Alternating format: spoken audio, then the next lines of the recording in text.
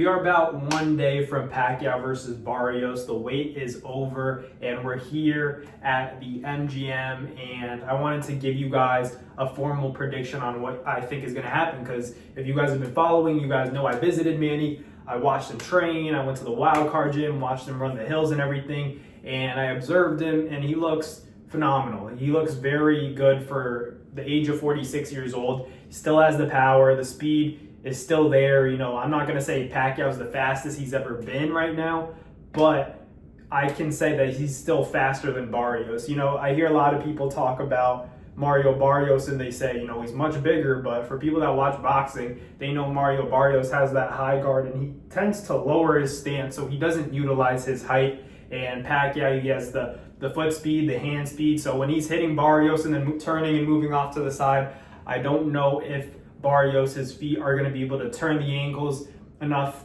or in time to defend Pacquiao's combinations, because Pacquiao's going to be throwing flurries. I don't know if Mario Barrios can handle that. You know, like I said, Pacquiao is a killer. You know, at the end of the day, he may be a nice guy outside of the ring. Pacquiao's not a nice guy inside of that ring. So he's going to give you the smiles, but Barrios better be ready for it all, because I really do think that Pacquiao's coming with some heat. You know, he's going to come in there aggressive. There's not going to be a feel-out process nowadays in the sport of boxing. A lot of fighters go into the first round thinking, all right, let's feel that out. Let's see what we got. But Pacquiao's not going to do that. So Barrios better be ready for that. This is a big reason why Pacquiao, in my opinion, wins the fight, is because he's going to be unpredictable. You can say, oh, I know he's going to come forward, he's going to try to fight me, but Barrios doesn't know how Pacquiao's going to do it. You know, he knows it's going to be the speed, he knows it's going to be the footwork, the angles, but what's he going to do when Pacquiao starts hitting him with multiple combinations, you know, multiple shots in a row, and then turns off to the side, keeps turning Mario Barrios? Barrios is going to be forced to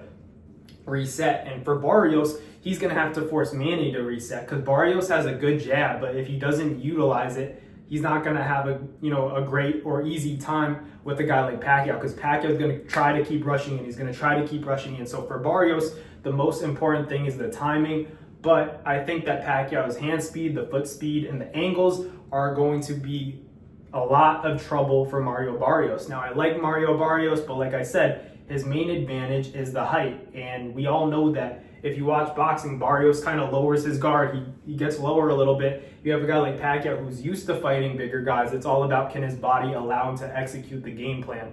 Now, Barrios, like I said, good jab, good fundamentals, but I don't think he has enough talent or punching power to really hurt Manny. You know, we've seen Mario Barrios hurt before. If you've watched Mario Barrios fight, you guys know that he gets a lot of swelling in his face. It's easy to beat him up and batter him. So Pacquiao's going to have to get off to a fast start, earn the respect of Mario Barrios, use those angles, use the hand speed, take advantage of the experience that he has, you know, catch him off guard. You got to catch this guy off guard quickly. I don't expect to see the version of Manny Pacquiao that was high volume, super high volume the whole 12 rounds. I expect Manny to be smart and conserve his energy. He has to be efficient. Manny has to throw, you know, when he wants to. He has to pick moments in this fight in spurts. In the Keith Thurman fight, everybody wrote him off. Everyone said Pacquiao didn't have a chance against Keith Thurman, and what did he do? You know, he fought in spurts, was able to drop Keith Thurman, hurt him multiple points in the fight, and then, you know, he won. You know, he didn't knock him out, but no one expected Pacquiao to beat Keith Thurman at the age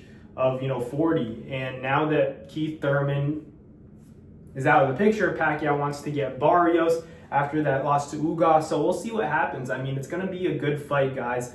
I think, we all know years back in Pacquiao's prime, if you put Pacquiao's prime versus Barrios' prime, Pacquiao's going to destroy Barrios. But because Pacquiao's 46, it kind of levels that playing field now. Now we got an interesting fight on Saturday night. So we'll see what happens. I'm still going to go with Pacquiao. I think he's going to hurt Barrios. And whether it's a decision or stoppage, I think Pacquiao's going to take the dub. But he has to be, energized. He has to have all the, engines, everything operating, or else, if he has issues with the legs, who knows what's going to happen. But if he's all healthy, I think Pacquiao's going to win this fight. I think he could stop Mario Barrios, hurt him bad, and you guys are going to see the oldest welterweight world champion of the world. So I think Pacquiao wins this fight. Let me know in the comments what you guys think. I'm here at the MGM. Let me know down below. Thank you guys for showing constant support. The videos have been going crazy on YouTube, and I appreciate it. We're doing great. Road to 100K on Nabs Boxing. So continue to follow, continue to support, and I won't let you guys down. But thank you guys for watching. It's been your boy Matt with Navs Boxing. Peace.